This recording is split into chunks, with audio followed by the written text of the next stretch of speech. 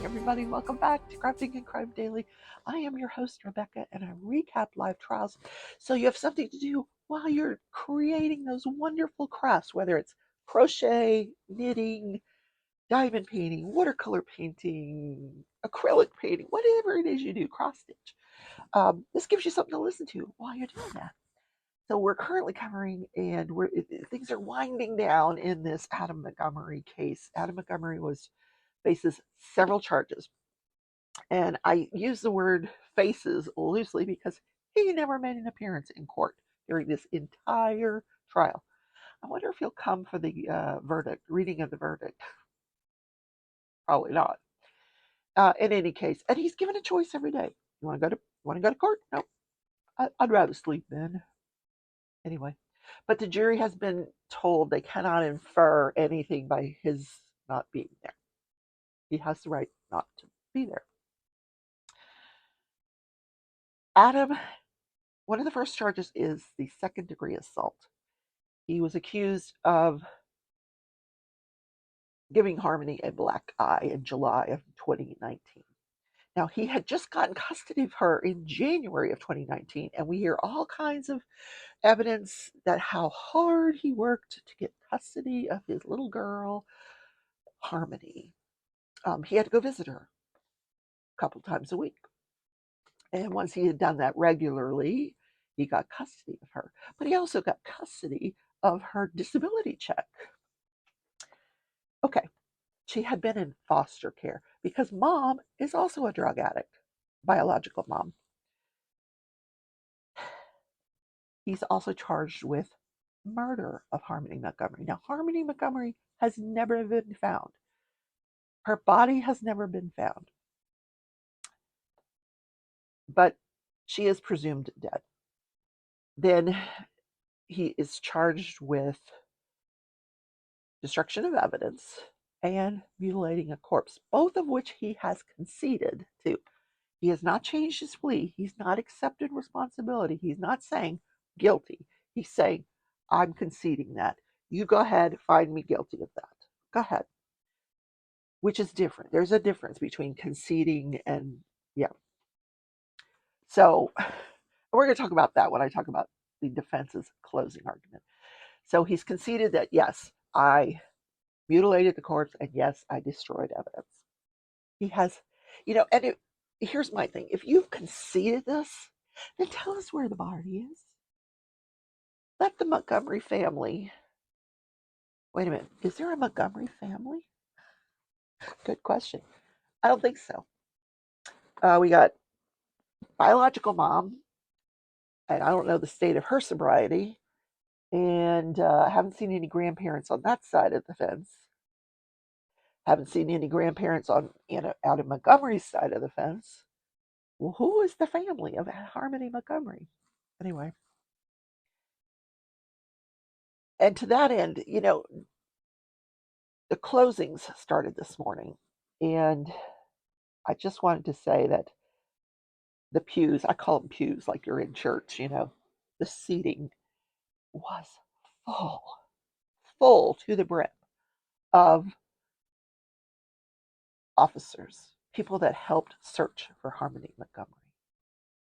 That's why we need to find her body, to put these people who work so hard to try to find her, to put their minds at rest, that, she's been found and she's laid to rest properly. So in any case, he's not telling us where the body is. So this case rests entirely on Kayla Montgomery, his current wife's testimony that he murdered Harmony Montgomery on December 7th. Now, I'm not going to talk about how that occurred. We're just going to go with it because she describes how this murder occurs and what happened afterwards, and all that stuff that happened afterwards, he's conceding to, but he's saying he did it because he wanted to keep his family together, that it was Kayla who murdered Harmony Montgomery, and he wanted to keep his family together, so he was helping cover up her murder. And there you have it. So let's talk about the last day of testimony. on the stand was a sweet old man named Douglas Small, and not a bad looking old man, 85 years old. And he's not retired. He semi-retired, but he owns a lot of property that he maintains, rental property, things like that. And one of the pieces of property he owns in Maine is has this old schoolhouse on it. Now, we were never allowed to hear the significance of this old schoolhouse that has an outhouse attached to it, because when the prosecution started to question him about it, there was an objection, and we never got to hear what the answer was. It had something to do with him allowing um, Adam and his granddaughter Kelsey Small, who was Adam's girlfriend at the time. This is after the murder of Harmony Montgomery. When Kayla and he split up, he goes into rehab. He meets Kelsey Small. They move out. They're living out in Maine and doing their drugs. So Grandpa lets him, stay with him for a while. So the police show up on his doorstep one day and they want to search this property that has a schoolhouse and everything, but we never hear anything else about that because of the objection. But one of the things I noticed was he said he was asked about his relationship to Kelsey Small, and he said, Kelsey Small was my granddaughter. And I'm like, was your granddaughter? What do you mean she was your granddaughter? Where is she now? In an urn. Kelsey Small died. And probably it was drug related. That never came out. But we know that she was doing drugs with Adam. So, in any case, they stayed with him for several weeks, and then they returned to, at the behest of Kayla, hey, the police are looking for Harmony. Can you get back here and help me out here? I'm not dealing with this all by myself. So, and he comes back, but to her dismay, he comes back with his girlfriend, Kelsey Small. Then we hear testimony from a state trooper who was able to look up toll information with respect to the U-Haul that Adam Montgomery rented. Remember, I said he put 200 and some miles on that U-Haul van? It was a U-Haul van. And so he was able to research the license plate of that van, and he found 3 toll violations the night that Adam had rented that van. Well, through his friend of the friend of the friend, rented the van. He blew through 3 tolls, and the thing takes a picture of your license plate. So we had his vehicle, the U-Haul van, on blowing a toll, going over north on a place called Tobin Bridge, going south on Tobin Bridge a minute later, and then 10 minutes after that, or no, wait a minute, 35 minutes after that, he's going the other direction on the Tobin Bridge. So what this officer did, this state trooper, he got with the Manchester police, he got with the FBI, he got with this thing called the CERT team, which is a team of people that go out. They have dogs that can look, cadaver dogs that can look for people. They had divers, they had planes, and there's all these water areas. And I'll show you a few of the mapped areas where he says that he searched. There was a marsh, there was under the bridge, there was all these different watery areas, and her body was never found. The next witness was Ms. Maines. I didn't catch her first name. The red shirt should have been a clue to me, but she gets on the stand and she's a prisoner. She's like, where do you live? Prison. So, and she was kind of feisty, this lady, really feisty. So she was saying that in 2021, she was really good friends with Adam Montgomery. Adam was her best friend. Now, no relationship here. She looked like she was an older lady, not older like me, older than him, but he would confide in her a lot. And he was talking about Harmony. She asked about his family, and he talked about his different children. He talked about Harmony, and he was saying how he really missed her, but he really hated her because she reminded him of her mother, the biological mom, Crystal Sorey. Now, this girl, of course, on cross examination, we find out that she's in prison because she had 11 separate felony convictions for theft. And he starts to go through each conviction, and she's like, "You don't have to do that. I'm telling you, I'm a criminal. I'm a criminal. You don't have to. I commit crime. I'm a drug addict. Yes. Did I show up in court? No, I was in rehab." So he's trying to impeach her, and she's like, not having it. She's like, "Listen, I admit all that. I'm a criminal. Hand to God, I'm a criminal." Um, and the sad part was she used to be a nurse. Yeah. And somehow got into drugs and now is living her life in prison. Due to get out in April. She made it a point to say, "I'm getting out in April. I've been clean for 10 months. I'm getting out in April." But the defense attorney's like, "But aren't you facing 3 other charges?" She goes, "Oh no, 4. 4, 4 more charges." Like, oh my God. Oh, good heavens. Anyway, so she asked, what happened with Harmony, and he said that in around Thanksgiving of 2019, he dropped Harmony off with her mom, and they exchanged, they met in some parking lot, and he gave her to her mom, and there you have it. But the prosecution to get up and try to rehabilitate her by asking her, "Listen, you're not getting anything in exchange for your testimony today." And she's like, "No, I'm just telling you what he said." She they were didn't she wasn't there on a deal of immunity. She wasn't there, to get her sentences thrown out or pending charges thrown out. And she just volunteered this information.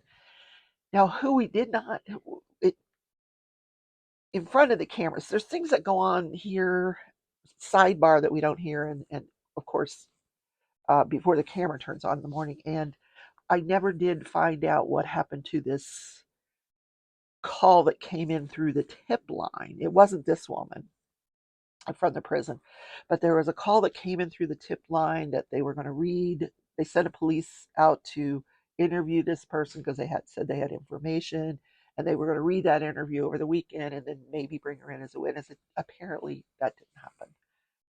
It could have been him. It might not have been her. I don't know, because that didn't happen. So after Miss Maines testified, oh, Adam Montgomery did tell this woman that uh, Harmony would be having accidents in the car, that this is why he gave her back to her mom, because she would have accidents. And he thinks that she was doing it on purpose. And she was another person that Adam had told that same story to, about with regard to the second-degree assault charge, that, he came out of the bathroom, saw Harmony smothering his infant, and he backhanded her. So here's another witness that's corroborating that story.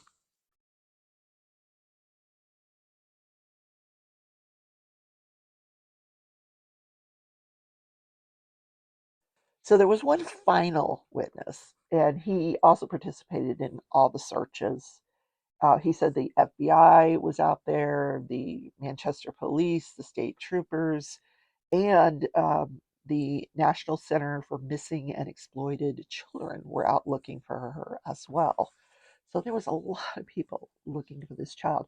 But one of the things that this officer had done was he was in charge of reviewing jailhouse calls.